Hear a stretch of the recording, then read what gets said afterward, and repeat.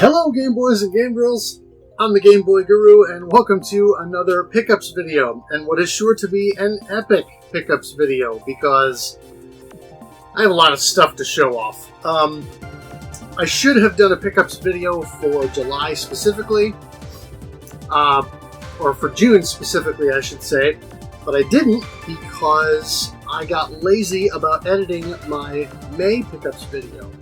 Even though I recorded it right away at the end of May, I didn't edit it, and it was only posted here within the last couple of weeks, I think, based on when I'm recording this. So my hope is that I can get this one edited and ready to post within a day or two, so that we're not, so that I don't have quite as much stuff to show off.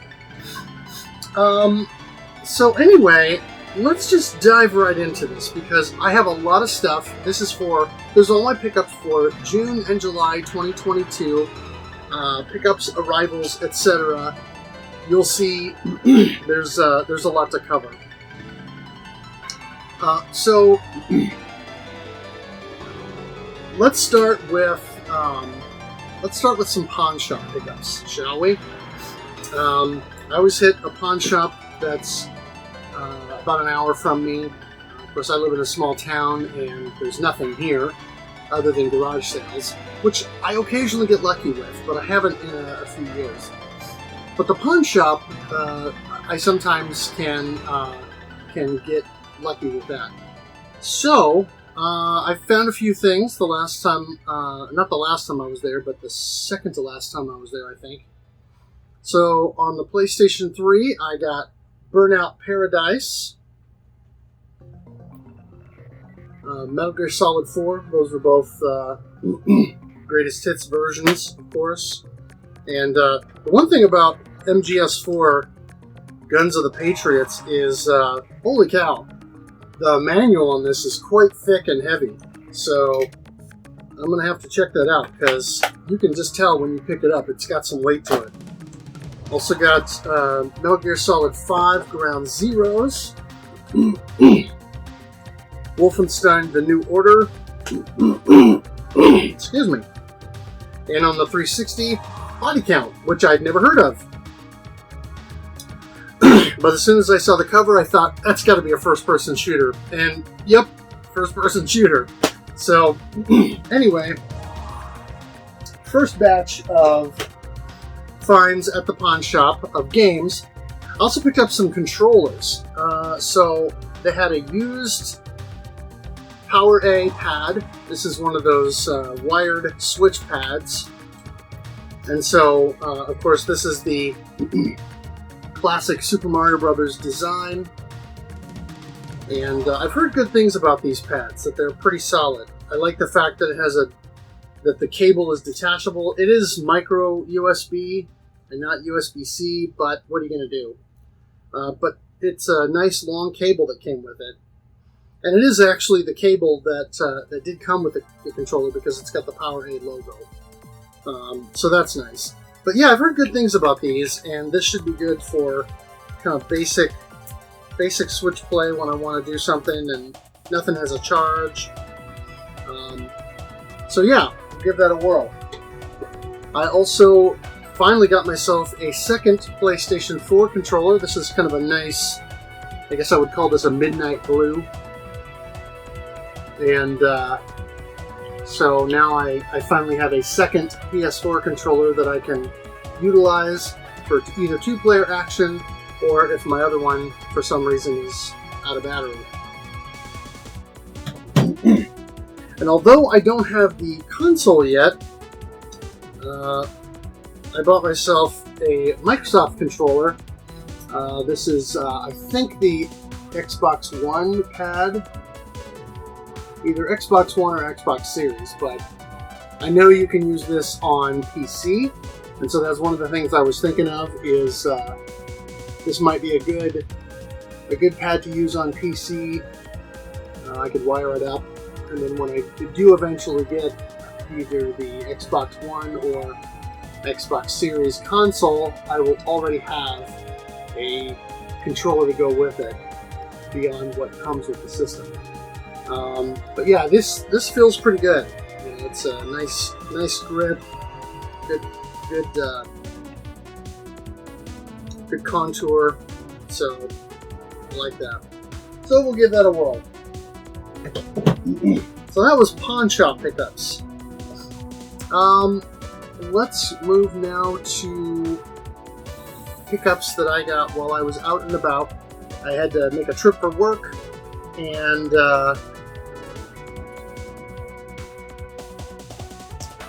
stop to replace a part in some equipment. And so while I was in town, I stopped off at one of the game stores I like to go to and picked up some stuff. So on the PSP, I got Megamind, Lord of the Rings, Aragorn's Quest, SpongeBob Truth or Square, Rush, and Ultimate Board Game Collection. So inching closer, emphasis on the inching, to a full PSP set. I also picked up a used copy of Valfaris on the Switch. Cool thing about this game is it has some shmup stages, but it's primarily a run and gun, but with some puzzle solving elements. And the way I understand it is this developer, the sequel to this game is going to be a shmup, and also the soundtrack to this game was done by the guitarist who was originally in Celtic Frost. So, cool stuff. And speaking of run and gun, I also finally scored the Game Boy version of Turrican. So, that's been a long time coming. So that's out and about. And then, not long after that, I made a trip to Chicago for a few reasons. Number one was to go see a band, one of my bucket list bands. Number two, I wanted to finally meet up with Addicted, my podcast co-host, and spend some time with him, which we did. And we went and hung out in the arcade, and we ran around and found a couple of things, stopped at a couple of stores. It was fun. Well, he sent me home with a bit of a care package, and that is this big stack right here. And so, first of all, I got Risk of Rain 2 on PS4. This is still sealed. I want to say he picked this up cheap somewhere and got it for me. And then he sent me home with this box with all of these sort of rental cases for video games. So we'll just go ahead and quickly run through them. They're all just plastic cases with reproduction art printed on them. So we've got repro cases for Super Mario World, Donkey Kong Country 2, Super Mario World 2 Yoshi's Island, Hook for the NES, yes, NES, Super Mario Kart,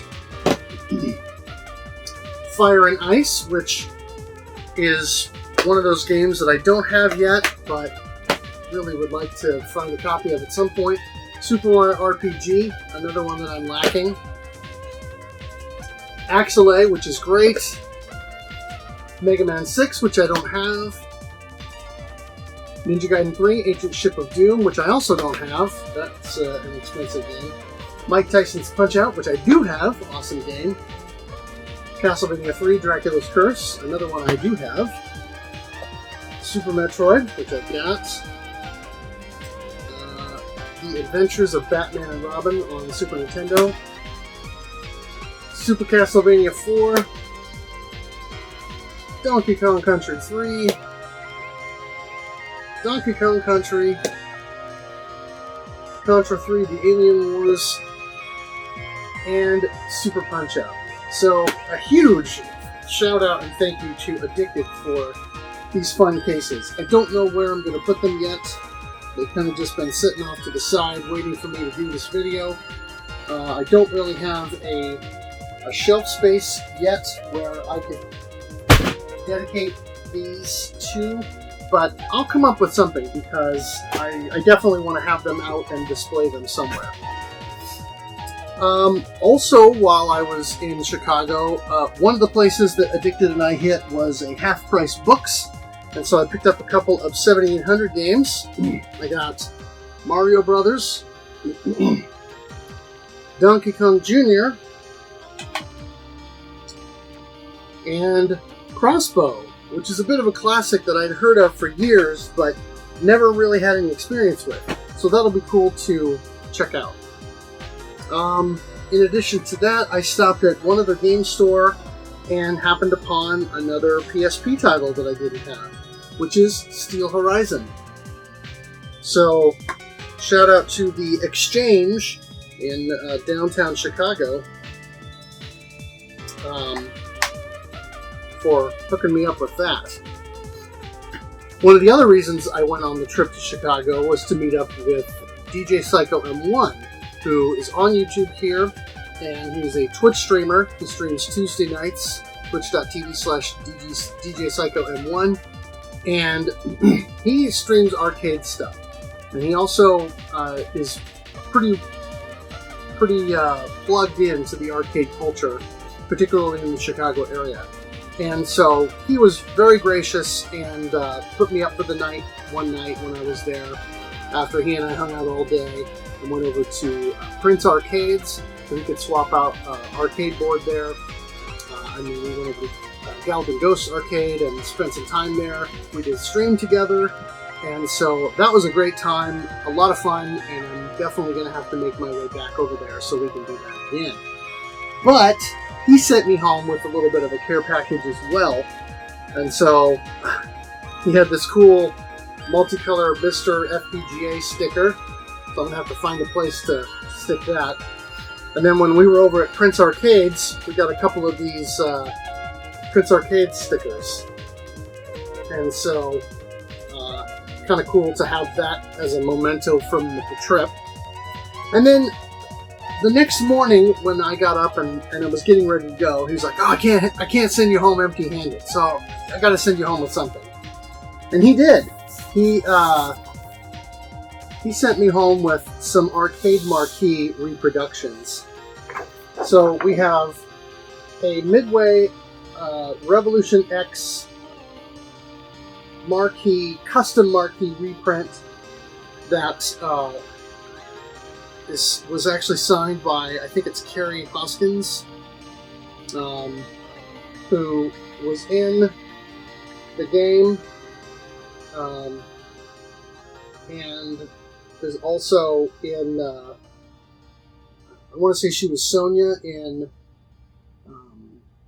the later Mortal Kombat games, Mortal Kombat 2 and 3 maybe. Yeah, so that's a really cool piece, and I kind of have a soft spot for Revolution X. I know it's not a great game, but for a short time when I lived somewhere else, there was a mom and pop restaurant, basically a Waffle House, but without the branding. It was just a locally owned place. And they had a Revolution X machine. This was back in 2001. And every time I went in there, I would always drop a few quarters in and play. And then I bought it on the Saturn a couple years later, used, just because I liked it. And so, anyway, a little bit of a sentimental favorite, but this is a cool item to have with her, signature and all of that. He also, over here, he also sent me home with a couple of other marquee reproductions. One for Strikers 1945-3, which is pretty cool, and the one that I really like now, particularly because I spent a bunch of time playing the game this past month, and that is Raiden Fighters. So, huge shout out and thank you to DJ Psycho M1 his hospitality, his friendship, and his generosity. This is just really cool, and I'm not sure where I'm going to put this yet. I might have to get some. I think I bought some, I guess, poster putty, if you would call it that, or sticky tack stuff, to hopefully put this up somewhere in my living room, so that it's on display.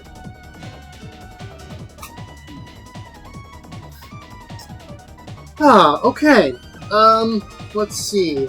Let's move on to some other stuff I got in the mail here more recently. I bought a couple of games from Wild Bill 52 from RF Generation. He's Bill on the Collector Cast podcast. So check that out if you're not already listening. He was just trying to liquidate a few items and had a couple things that I didn't have. So for ColecoVision, I got Turbo. And on the Atari 2600, I got Starship, which I was not familiar with, and Congo Bongo, which I played a ton of as a kid. My next door neighbor, I think I've mentioned on here multiple times over the years, my next door neighbor for a while had a 2600 and just a pile of games. And Congo Bongo was one of those that we played pretty frequently. I know that the game itself is not well loved, and the 2600 port in particular takes a lot of stick for basically being a 2600 conversion of a complex arcade game. But I never really had any problems, trying to figure out what the game was, and I always had a lot of fun with it. So it's one that I definitely wanted to go back to, and I'm glad I finally have a copy of it in my collection. He also included this fun little item, which is, I think, an iPhone 5 or iPhone 4 case. I think it's an iPhone 5. It's a little bit taller. That's kind of a Super Mario themed case. So probably just something I'll stick up in the game room here somewhere to display, but a fun little item that I appreciate.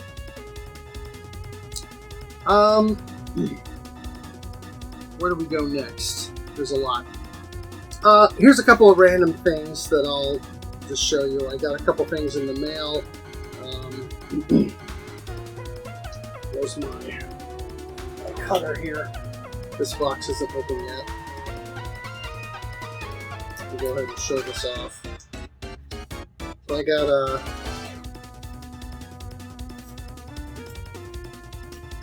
deal here in the mail that I got the other day, and that is the SD to SP2 board that you can use on a GameCube.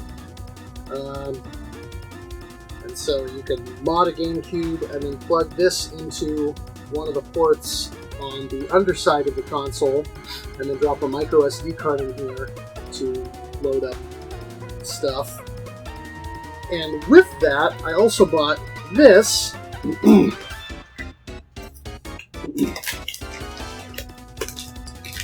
And I'm not going to take it out of the bag right now because it's in the anti-static bag, but this is a Raspberry Pi Pico. There's a new method where you can mod a GameCube with a Raspberry Pi Pico, a little bit of software, and a few wires. And then that would allow me to essentially mod the GameCube to run Homebrew and boot games off of this device, and then also give me access to Swiss so that I can, for playing Game Boy, Game Boy Color, and Game Boy Advance games, I can run Swiss to force 240p on those, and then that way when I run them through my RetroTink 5X, then I've got everything scaled so that it will look really clean and nice.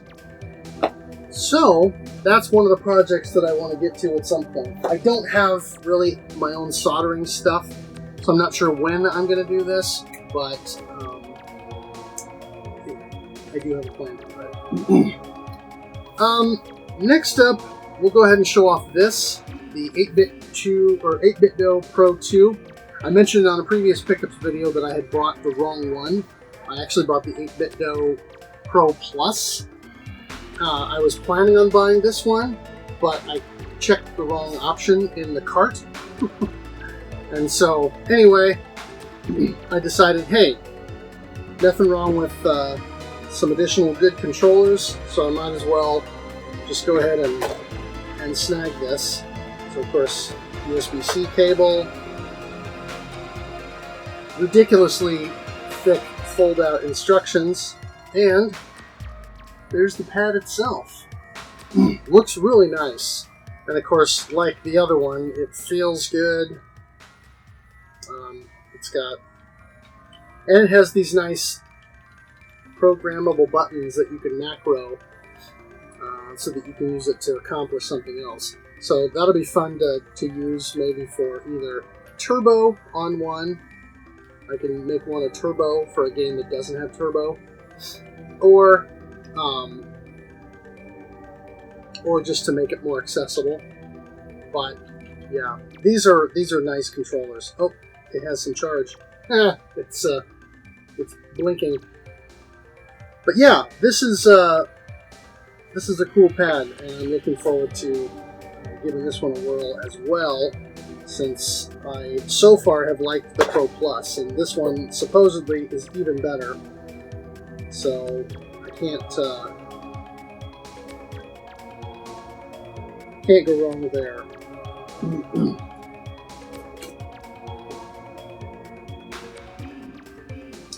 So we'll go ahead and box that back up.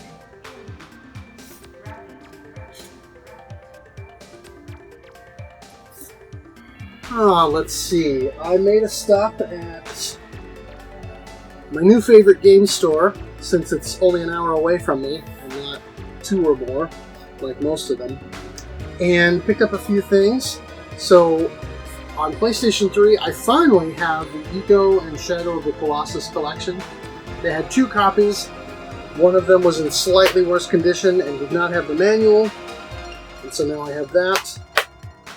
And I also picked up Star Wars Obi-Wan on the original Xbox. I thought this was the last Star Wars game I needed for the original Xbox to complete that as a sort of subset, if you will. But apparently there's also a Jedi Knight game on there that I'd forgotten about. So I'm going to have to track that down. My understanding is this is not a very good game, but it was cheap, and they had they always have a buy 4 get 1 free sale, and so I think I got this one for free, actually. Yeah, I got that one for free. So why not? I also picked up some Genesis games. Got Vector Man. Finally have that officially in the collection, not just on Sega Genesis collections on PSP, PS2, and PS3. This is complete. It does have all the stuff with it. I generally don't buy boxed Genesis games unless they're complete, with rare exceptions if I find one that is hard to find. And of course, this is the slipcover style. Also, in similar fashion, I got Taz Escape from Mars. Again, a slipcover. Unfortunately, somebody wrote on the box, top and bottom. But again, complete with the manual.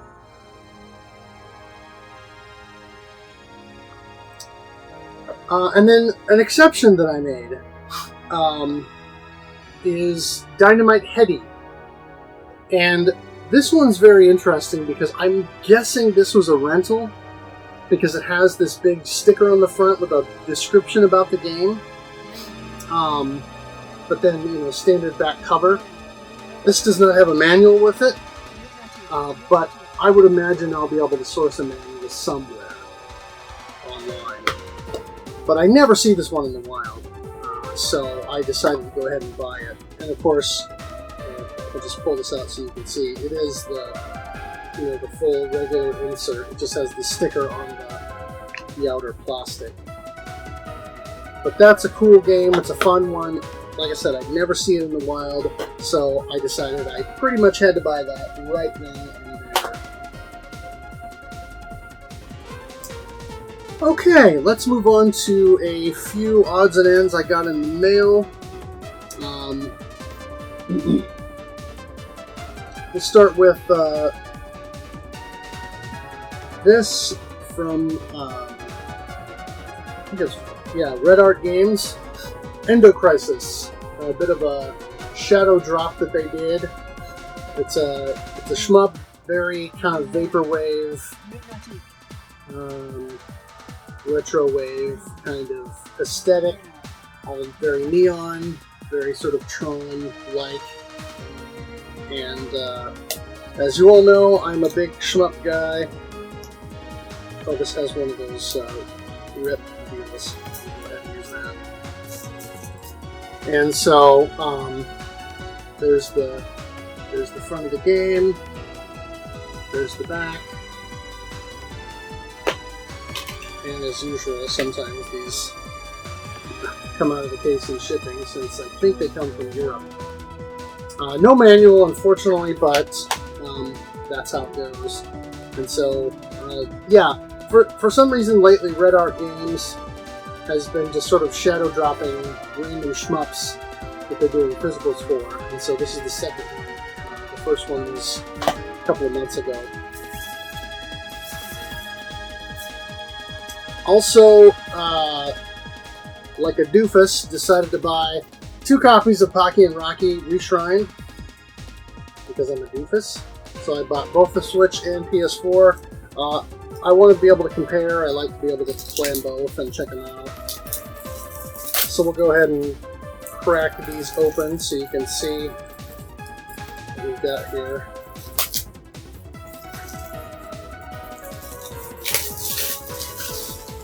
And yes, I know there's probably some random collector out there screaming at me right now because I'm opening this up on camera, but I don't care. And there's the Switch version.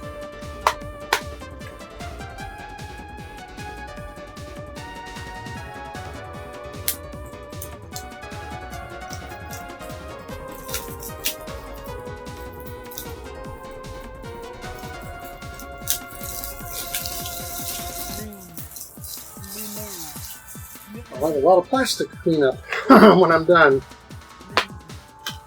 And once again, came loose in shipping. So you've got front, back, and inside. I do like the fact that the inside, the inlay art, is different on the PS4 version than the Switch version. That's a nice touch. So yeah, Pocky and Rocky Reshrined. That was a game that I don't think anyone was expecting. Also bought the, from Strictly Limited Games, the Turrican Anthology 1 and 2. And so, Anthology Volume 1 has Turrican, Turrican 2, Super Turrican 1 and 2, and the Super Turrican 2 is the Director's Cut, which is the same version that I want to say is on the analog Super NT, because apparently there was content cut since it wouldn't fit on the cartridge, so they had to cut some stuff, but it was restored for the Super NT and for this collection. Also has Mega Turrican,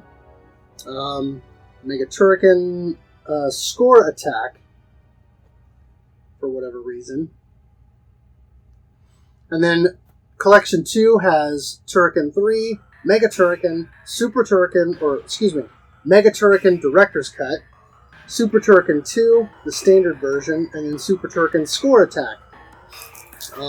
So we'll go ahead and crack these open. And again, I'm sure there's somebody out there yelling at their phone or their screen saying, "Why are you opening this?" I'm opening it because games are meant to be played. And even though I'm a huge collector and some of the games behind me I will never ever play, I'm not a sealed game collector. So, there's the inside. It does come with a nice little manual. There's front and back of Volume 1.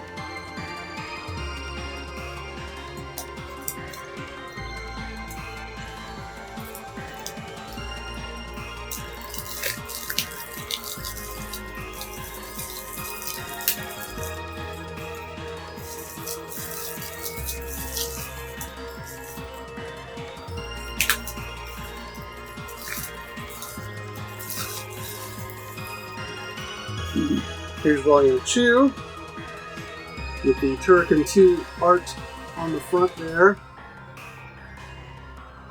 Here's the back. And then again, the inside, and a little manual included with that.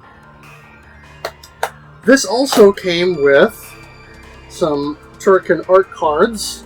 So we've got that bad boy.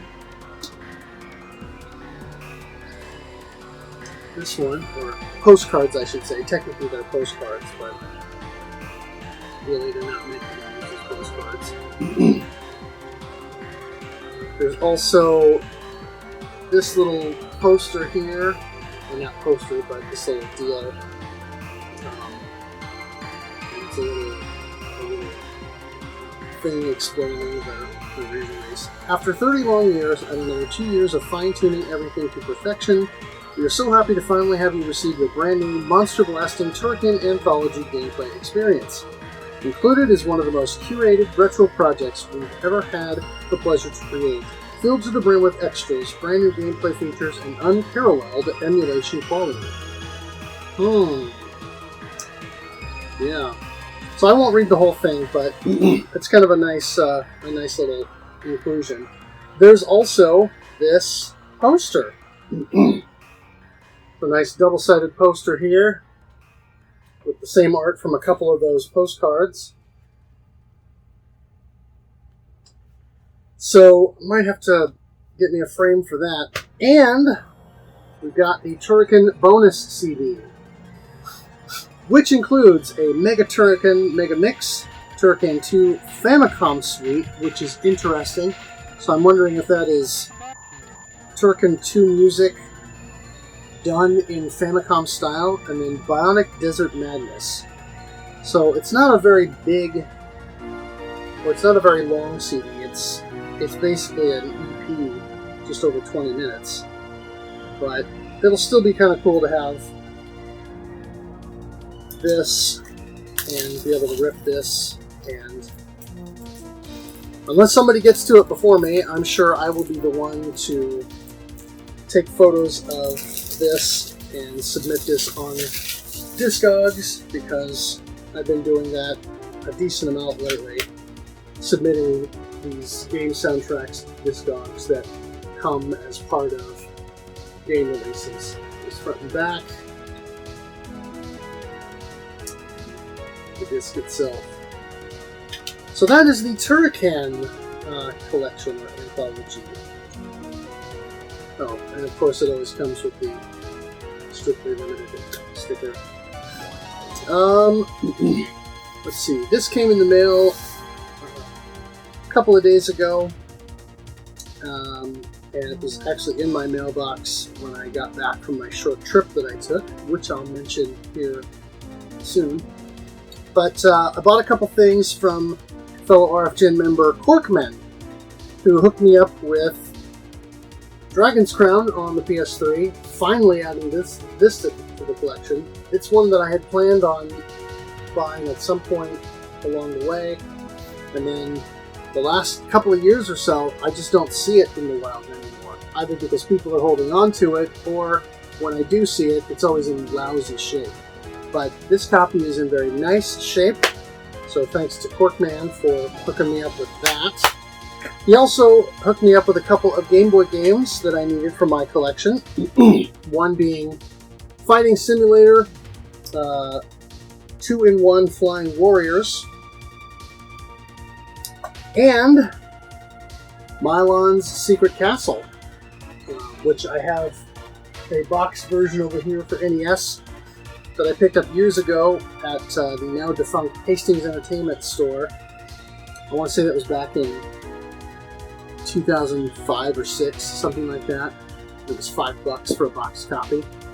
This was not $5, but it's a game that has gone up in price, and so I'm happy to get it before it goes up any further. Now to more random mail stuff. Got a few things here from different publishers. So let's start with this from Limited Run Games. Mushihime-sama for the Switch. I did not order the limited version with the arcade cabinet thing because I didn't feel like I needed that. It also didn't come with a soundtrack. So I figured, well, I could probably skip the limited version of Mushi because I technically already have that arranged soundtrack on the Mushi Fatari limited version that I've got on the 360. And if they ever get around to porting that over, I'm guessing that will also happen. So, here we have Mushihime-sama. I'm actually still playing this on my Switch via the digital version. Oh, neat. So then there's the inside. So it does have reversible art with the Japanese title there instead of the English title. But basically the same rear art as what comes standard.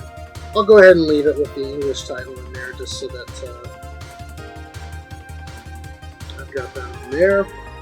And of course it does have a little manual that they always put in their stuff. Just a short little full color manual. There's info about Riko and Kiniro, her faithful rhinoceros beetle. Aki, the antagonist, and then some art, etc. So, Mushihime-sama for Switch. Yeah, good stuff. Also got one that I had pre-ordered a while back through Devolver Digital.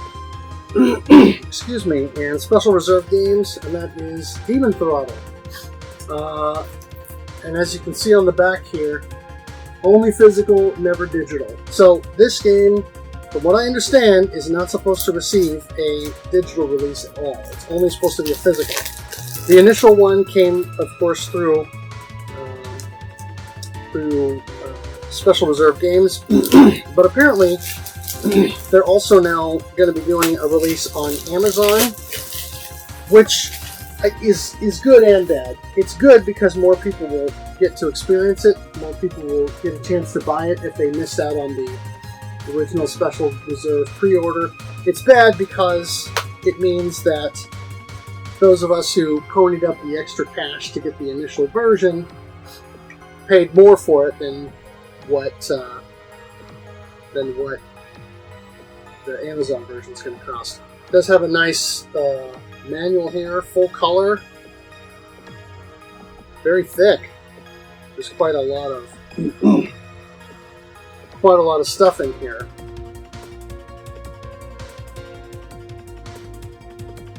Controls, etc., as usual.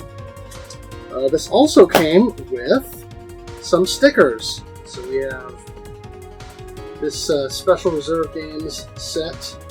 I'm not entirely sure what these are supposed to symbolize, but then there's also these two sticker sheets specific to Demon Throttle. So some different characters in the game, I'm guessing enemies, bosses, etc. So those are kind of fun, cute little art there. So that is Demon Throttle, another shmup release, ground-based. So think King's Knight, Dino Ricky, etc., but hopefully better. Speaking of limited run, I also got, excuse me, also finally got my physical of Axiom Verge 2. Very glad to have that. I played through this a few months ago. It's on my channel. I think it was 5 streams that it took me to get through this. So basically 5 afternoons. And I subsequently wanted to go ahead and buy the physical version because I generally always do. The first Axiom Verge is one of my favorite indie games of all time, and while I don't think the sequel is quite as good, it is a different game. It plays similarly, but it's got enough of its own DNA that it kind of stands alone. And so I still really enjoyed it. I do want to go back through it again, try and get a better map completion. There's that. And again, a reversible cover. Let's see what this looks like. Ah, yes. I actually kind of like that better than the art that's on here. So I might go ahead and swap that around, because I kind of like that design better. And of course, it did come with a manual, as they always do. I like this sort of for your eyes only kind of thing. So it is full color, but there's not a lot to see. It's just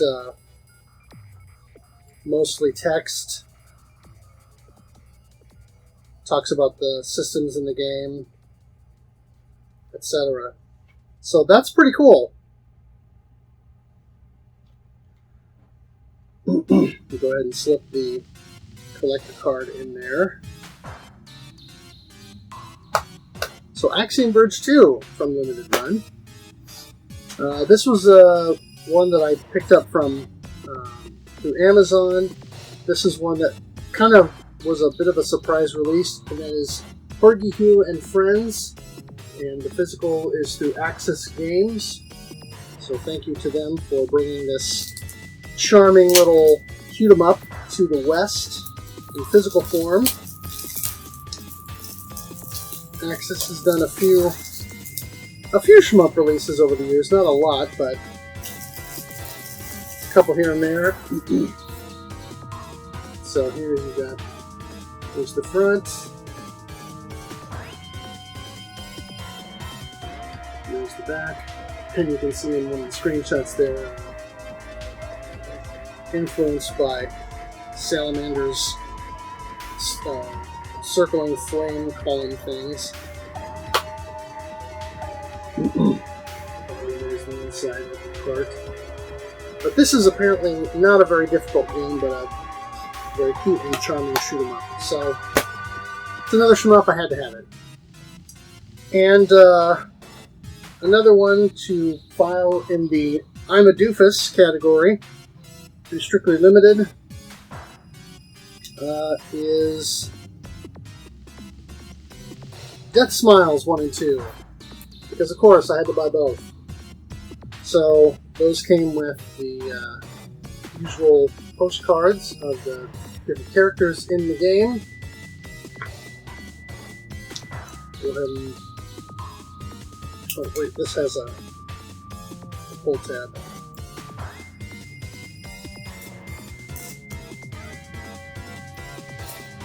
Much easier than cutting into it and then ripping this thing to shreds. So Death Smiles 1 and 2, this port was handled by City Connection, but I think maybe they farmed it out. I don't know who actually did the code. Of course, the original Death Smiles and Death Smiles 2 are on the 360, but the Death Smiles 2 never got a physical outside of Japan, only a digital release. And so, it did come with a manual, which is nice. And it's actually more than just a couple of pages, which is cool. Welcome to the world of Gilverado. So you've got info on the characters here. And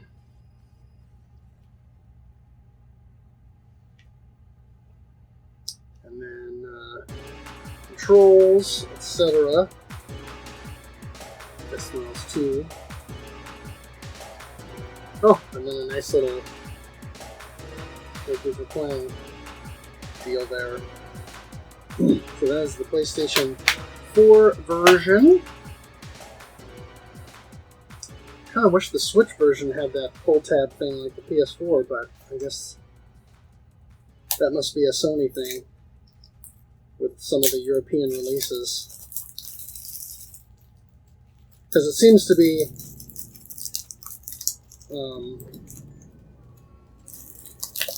Strictly Limited does that relatively often.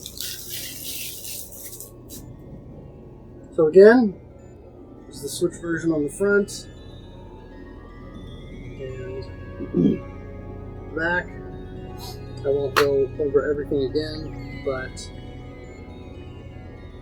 inlay art and manual there. And I like that the manual is different between the two. They don't have the same. Well, I guess they do have the same. Never mind.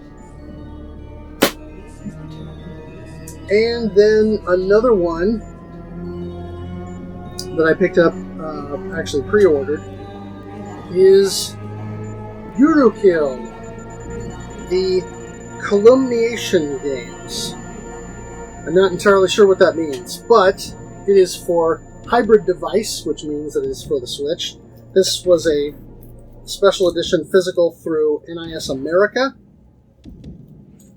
who of course also handled the the physicals for the North American physicals for R-Type Final 2. So we have oh, and it even says here on the bottom, this limited edition box includes the game, Pardon or Kill, Eurokill game art book, Binko acrylic stand, original soundtrack, cloth poster, and Mass Murderer's team pin. So this game, Eurokill, it's a hybrid of a visual novel and a shmup. It's essentially a visual novel for the story, and then the shmup stages are the sort of challenges that you have to face. The way I understand this is it's basically like Danganronpa with shmup stages. I think I just bent that thing a little too far. Okay, so yeah, let's check that out here in a minute. Yeah, so there's your Mass Murderer's team pin.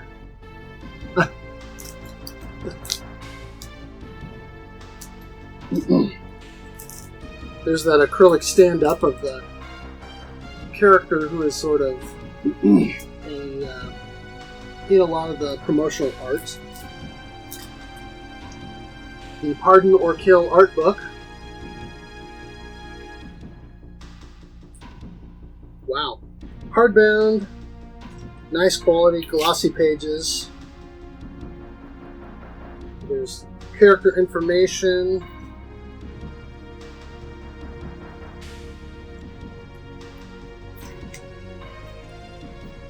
What else do we have here? Oh, lots of characters.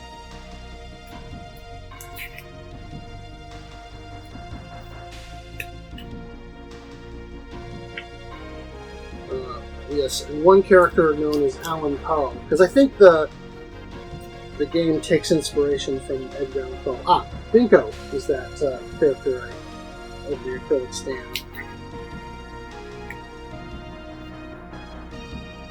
And then some art, of course, since it's an art book.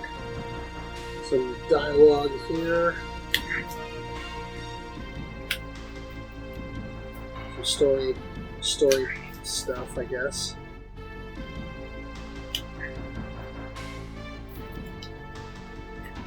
Good thing I'm opening this now because the pages are a little stuck together. I don't know if that's because it got warm during shipping. And the glossy stuck together. Or what? So yeah, kind of a cool little side item. You have the original soundtrack.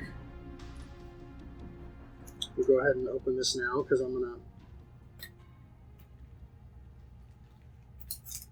go and put this in my office so I can rip this to my media server, and then probably add this to the pile of discs that I need to submit to Discogs. So there's the front and the back. It is 2 disc. So you've got disc 1 there, and disc 2 there.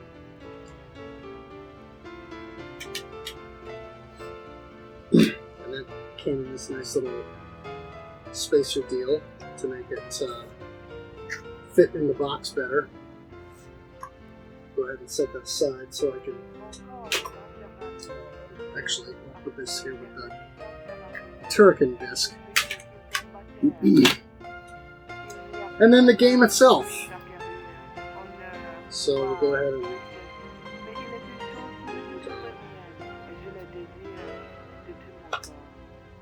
pull this out.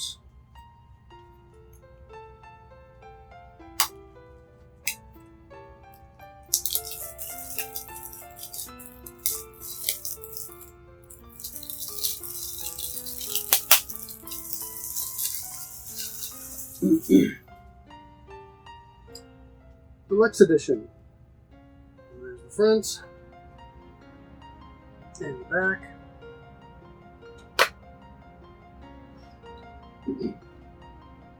And for some reason, the manual is in its own little plastic bag. Oh, and there's a little warranty and technical support card there too. Well, let's go ahead and open up this little manual.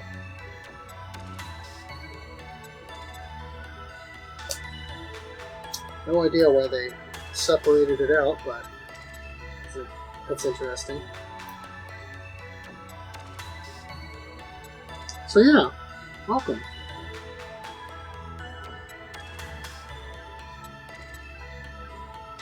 Oh, track list. Digital soundtrack sampler. Ooh! Okay, well, I'm not going to show that off because that has a code.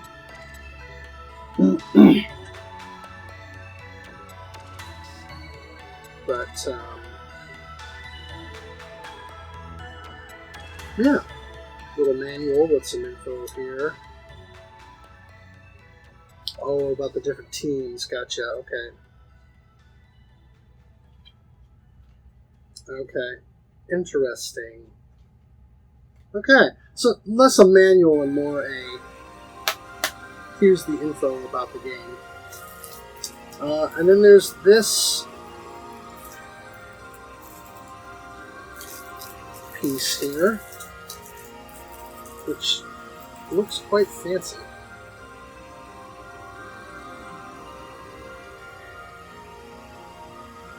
Yeah, so this is a wall art piece. That's pretty cool. A lot of characters in this game, as to be expected with a visual novel. But, yeah. So that's kind of a neat piece. I don't think the closest thing I've had to something like this in the past has been the map of Santa Destroy that came with my special edition No More Heroes 1 and 2 set. So kind of a neat little piece. So that is Eurokill. And I will box that back up later, because the actual game is going on the shelf. And the soundtrack will be elsewhere. Let's see. Now we'll go over a couple of things that came in the mail while I was gone on my trip. I backed the Kickstarter for the Retro Fighters Defender. And essentially these are PlayStation 1 and 2 pads. It is compatible with PS3, I guess, over USB. But these are wireless pads to use on PlayStation 1 and 2. Now, there is already technically a PlayStation 2 controller that's wireless. It's a Logitech pad. I have it, and it's alright, but it's a little fiddly. And sometimes the sticks, I don't know if it's that they have drift or if it's just that the calibration goes wonky, but sometimes they just, it'll go one direction or another. Whoa! Hey, there's stuff in the box here. And so, anyway, please charge for a minimum of 2 hours before using the first time. Alrighty then. Here's a little quick start instruction guide. How to pair, etc. Analog setup for PS1 and 2. Okay. I'll have to keep that handy. And then another reminder to charge for a minimum of 2 hours before use. So I'm not sure why I got 3 of those in one box. Ah, nice. Okay, so here we have a USB-C cable for charging.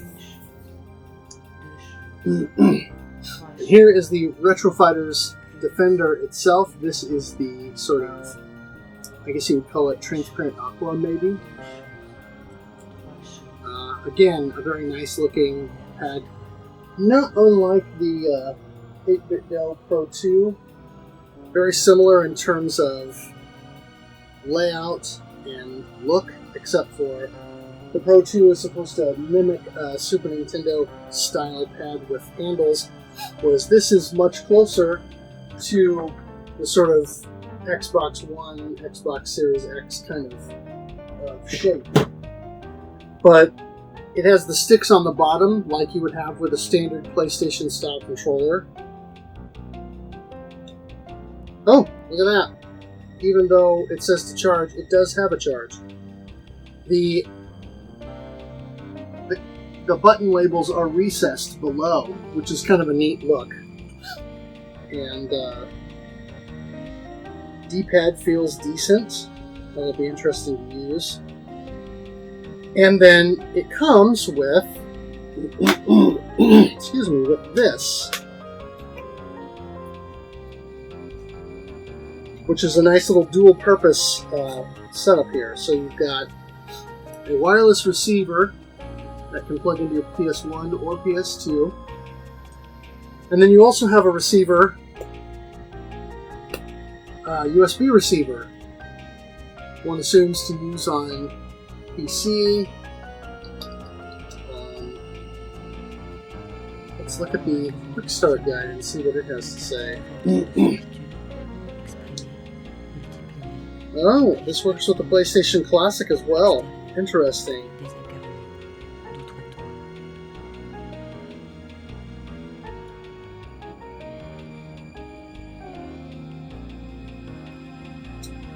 Let's see. That might be what the wireless dongle is for. But I'll be curious to see if it works on PC as well, so I'm going to have to try it. So yeah, that is the Aqua. And the nice thing about backing the Kickstarter is that you get these, you're able to buy these cheaper than what the retail price is. I don't remember what retail is. I know Retro Fighter stuff is usually very reasonable, but I got these cheaper than they were planning on selling at retail. So that is the transparent aqua. There's also the transparent blue. We'll go ahead and open this up as well. I'm going to charge these up because I want to actually use them.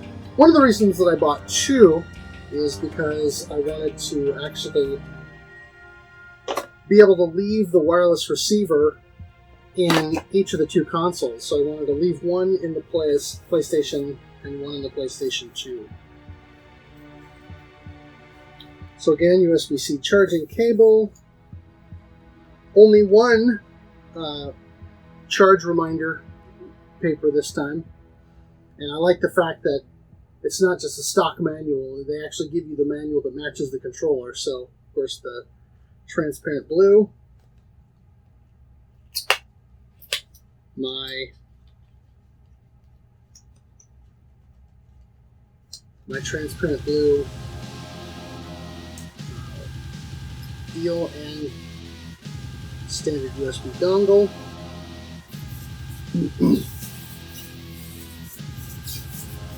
And the transparent blue pad itself looks really nice. I bought the colors that I bought. Number one, because I like transparent controllers and transparent tech in general. I've always kind of enjoyed that. But during the life cycle of the consoles, there was a transparent blue PS2 pad and a transparent aqua PS1 pad. I have a transparent blue. I have one of these each of the original controllers, Sony first-party branded controllers. So I wanted to make sure to get the ones that kind of matched that aesthetic, rather than just a standard gray or black, because that's boring. I like the colorful look and feel of these. So I'm excited to have these. I'm hoping to charge these up and then give them a whirl within the next couple of weeks to try them out and see what how those shake out. But that should be a lot of fun, and like I said, hopefully I'll be able to get some time in with those and put them through the paces. I haven't decided what I'm going to play yet, although I've got a couple of things in the back of my mind that might be good. So now, let's go on to the last package that I received during the course of the last couple months. And that was again from Strictly Limited Games. And so one of the loose games that was in there is Wonder Boy, Asha in Monster World, aka the sort of redone version of Wonder Boy 4. Or, Wonder Boy Monster World, or Wonder Boy 4, whatever you want to say. So, of course, they always send me a sticker. We go ahead and crack this open.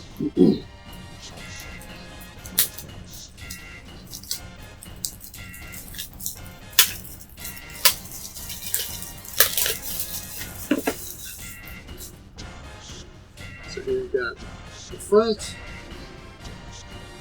This was a Mega Drive release in Japan. We did not get a Western release of this back in the day. I want to say that it came out on the Sega Channel, maybe. Another reversible cover. That's kind of cool. I'm going to stick with the original, but I do like them as well. And then, of course, the full color manual that they always include. The prologue there. Screenshots and explaining different things. Double jump mechanic. Character portraits. A little quest map. So, very cool. Looking forward to this one. This is one I might have to jump into soon. Also got the PS4 release of Cotton Reboot. This has the tab again.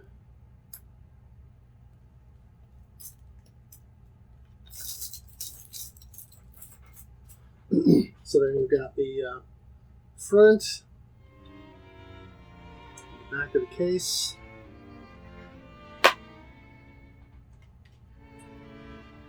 Little German deal there. And it looks like it is a reversible cover. So we'll look real quick and see.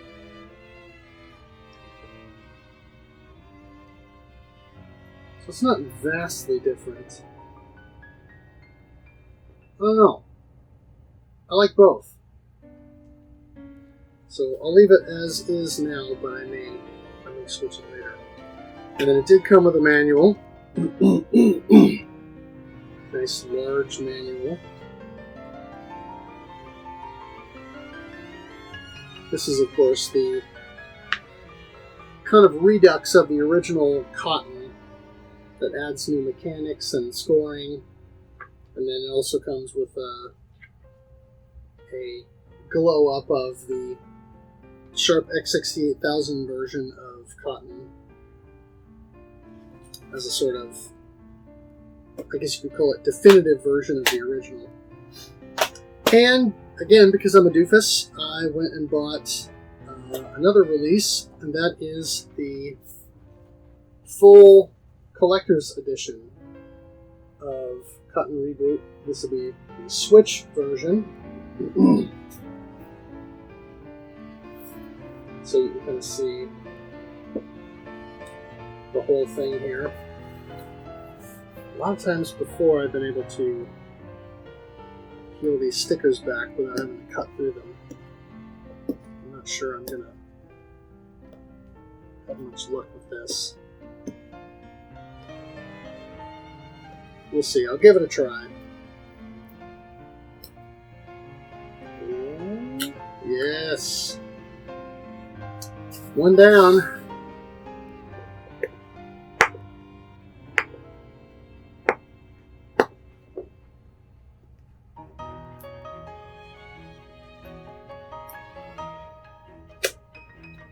Oh, man, that sticker ripped the deal. Bummer. Well, it's okay. So, what do we have here? We have... Good grief.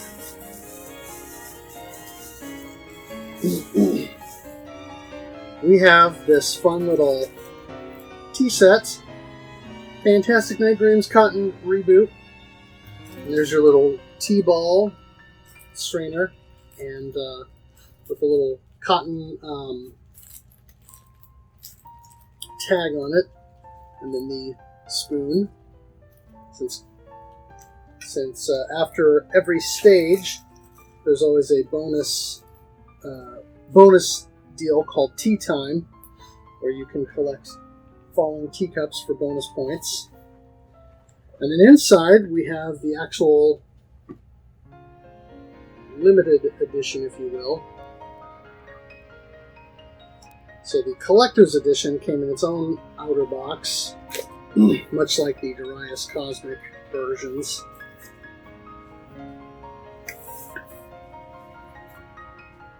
So of course, as always, it is a slip cover on top of the outer box, so they can save money by printing one for PS4 and one for Switch, and then having just a standard box for everything, which they always do. And that is always a magnetic clasp. So we have a Cotton Reboot CD. We have a nice little pixel pin of cotton, Radical Green. I'm not entirely sure what this is. It might just be an art card.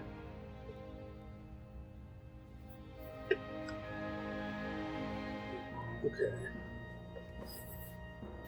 So here we've got sticker sheets. So some character art there. And then a Fantastic Night Dreams cotton deal. Looks like arcade instructions kind of thing, which is cool.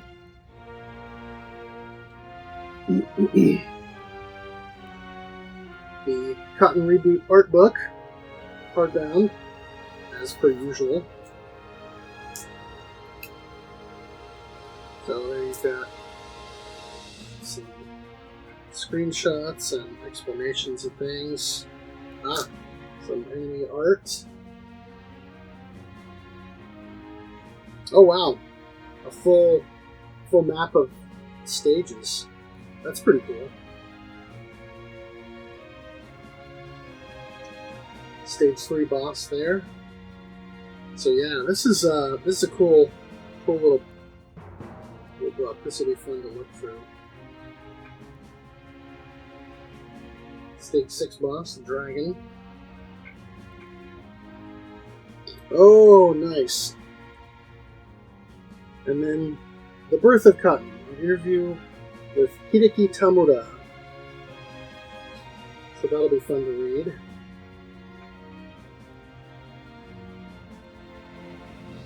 Yeah, the untold story of Cotton. Crafting the Cotton Reboot port. So more information there about the new version. Cool. Oh wow. Several pages. Yeah, so this is cool. This will be fun to read through with when I finally get around to covering this for my podcast. So let's see what this is. This is oh,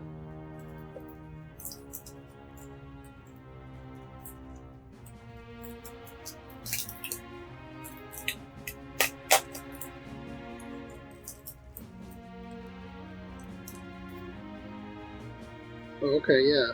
So it looks like this might just, as I suspected, just be a display piece.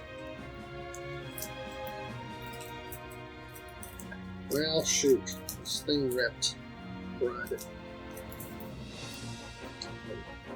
Adhesive got on there, and yeah, it's just a little art piece then. I'm gonna leave it on the plastic for now, since it's just a display piece. Unfortunately, that plastic ripped. Bummer. Oh well. It's kind of neat though. But another CD soundtrack to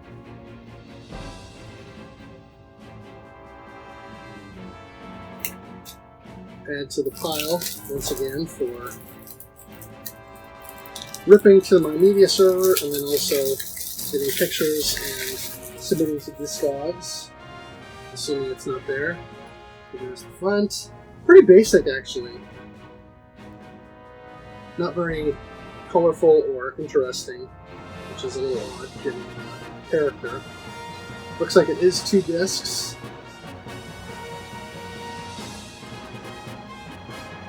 So, oh, that's that kind where you flip it out that way.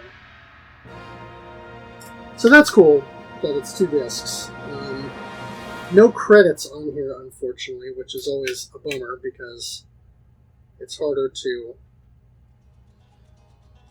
when you catalog them on Discogs, then it just means that I have to source information about them elsewhere. Oh, I see. Okay, so that is cooler than I thought. It looks like a floppy disk of the Sharpix 68000. So that's kind of neat. So we'll add that to the CD pile. And then, of course, tucked in the bottom, we have the game itself. Cotton Reboot.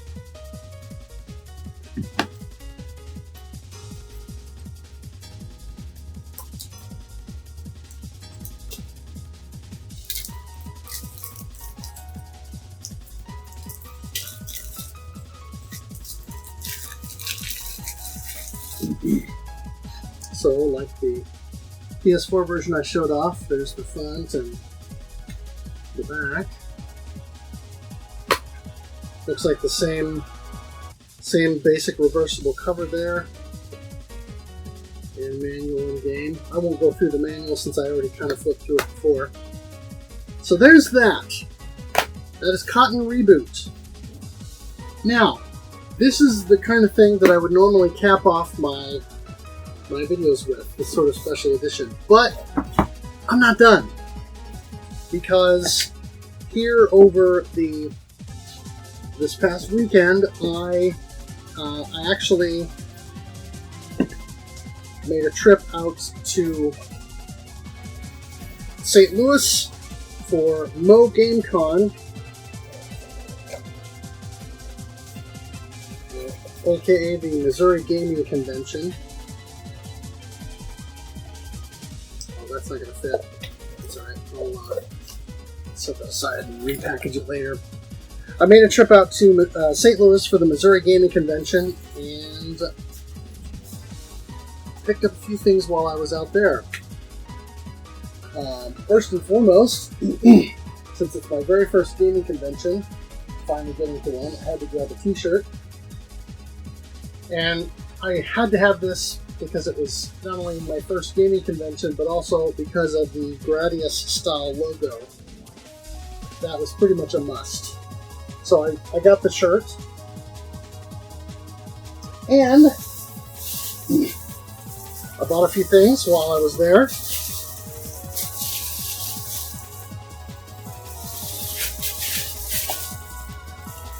So, one of the last things I grabbed was this fun little World of Nintendo link. This is actually a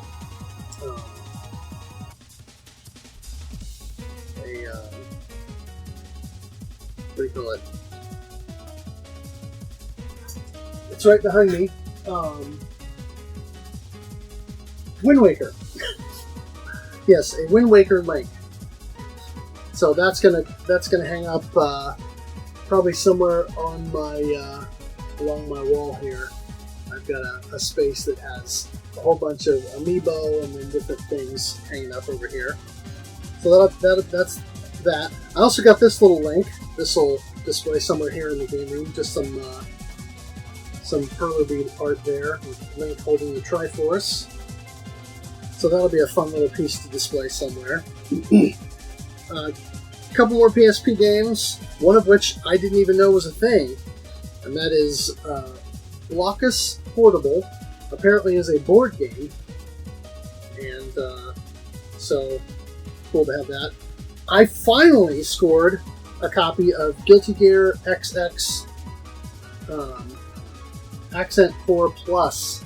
I've had Guilty Gear Judgment on PSP forever.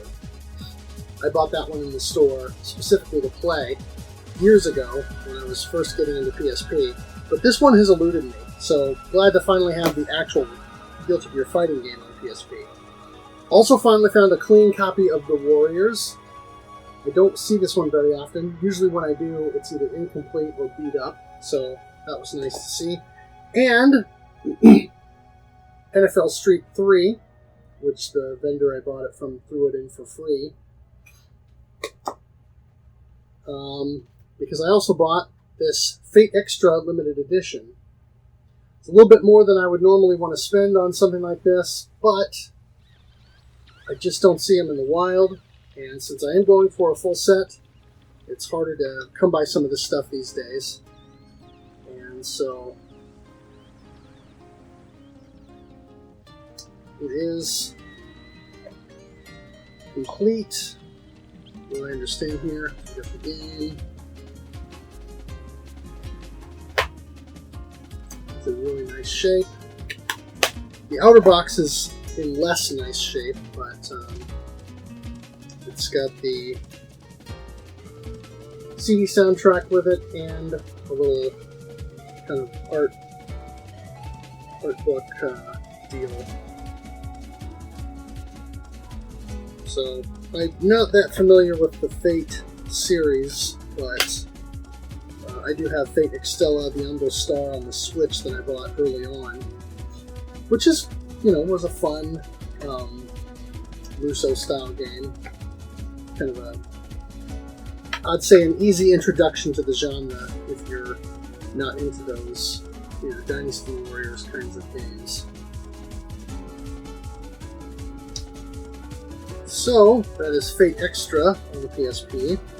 And then I also, another one that's eluded me for a long time is Capcom Classics Collection Volume 2 for the Xbox. I have the first one, and of course I have Capcom Classics Collection Recharged, I think, and Reloaded on PSP. But this one has eluded me for a while. I'm covering the price sticker because I'm a little embarrassed about how much I had to pay for this. But it's one I've wanted for a long time. It's got a lot of games on it, and definitely something I wanted to finally scratch off the list. That was what I got in the afternoon. What I got in the morning is this bag. So let's just show off a few things here. I picked up a couple of manuals. Oh, I got to meet this guy, Stephen Lucas, who was this is a Twin Galaxies trading card. He was also the Galloping Ghost Arcade Gamer of the Year for last year. So that was cool. I talked to him briefly. Manual for Tetris on NES. Wrath of the Black Manta on NES, which is a little bit of a sentimental favorite. Diablo on PS1. And Swords and Serpents on NES.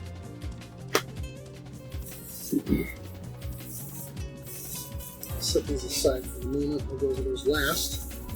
Another PSP game that I've been missing is Snoopy and the Red Baron. So, very glad to have that. I'm a big fan of Peanuts, and I want to say this got a PS2 release as well, this game. But cool to find it on PSP, and finally have access to that.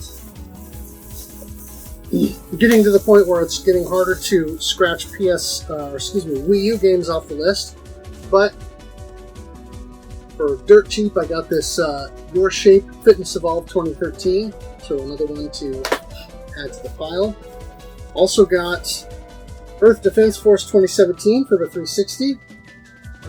Definitely wanted to snag that one. This is one that I've been actually looking for recently, and that is Buffy the Vampire Slayer Chaos Bleeds for Xbox. I've had the GameCube version of this for a long time, sitting right over here. I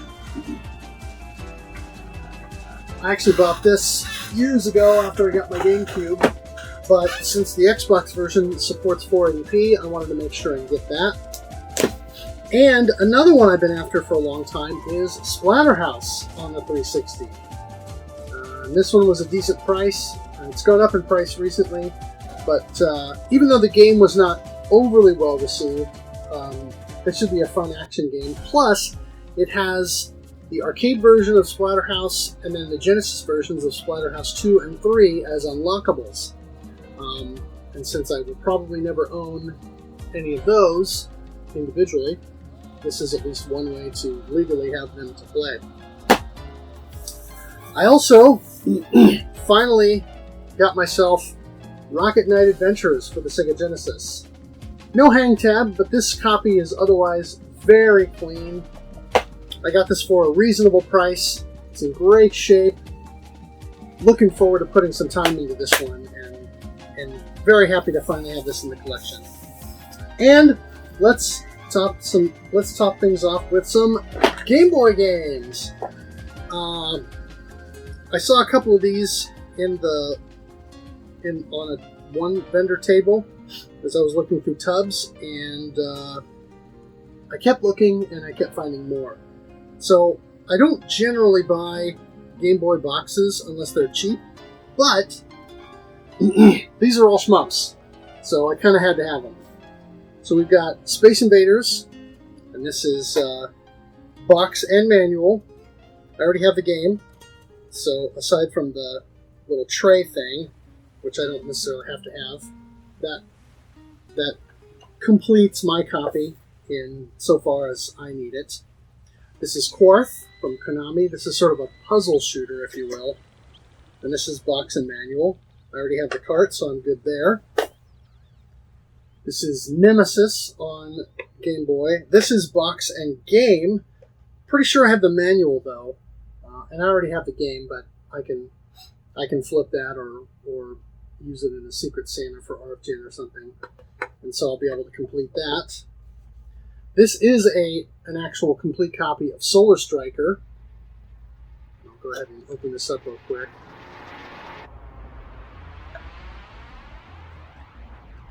Because it's got the tray, the game in the plastic case, but then it also comes with the Solar Striker manual, this portable power Nintendo poster, poster, advertisement, basically, and then also an ad for Nintendo Power Magazine.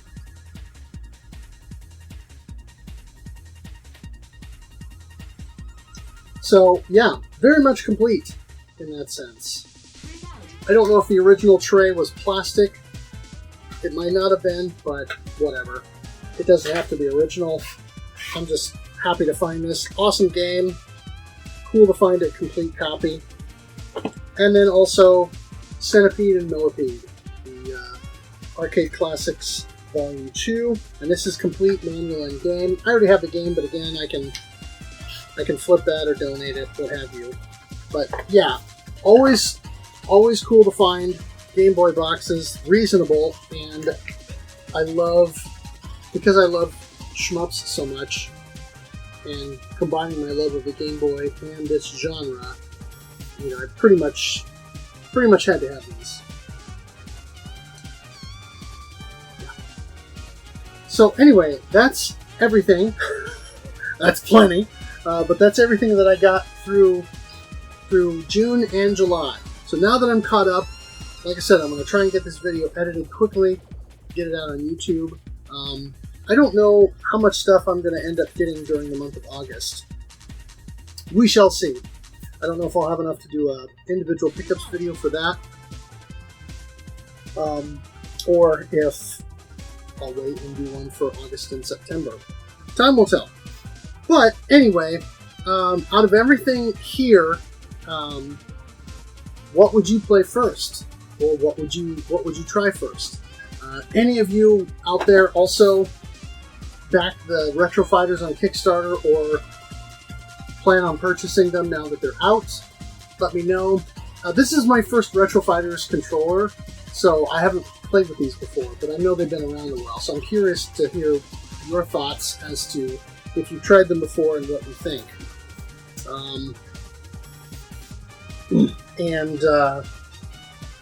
So anyway, yeah, let me know what you would play first, or what items you're excited for me for, or would be excited for yourself if you had them in hand. Let me know in the comments down below. If you like this video, consider giving it a thumbs up, and also consider subscribing so you can see more of my videos in your YouTube feed. I'll have a link in the description as well to my blog, so you can check out my Game Boy reviews. It is gameboyguru.blogspot.com. And as always, thank you for watching, thanks for playing,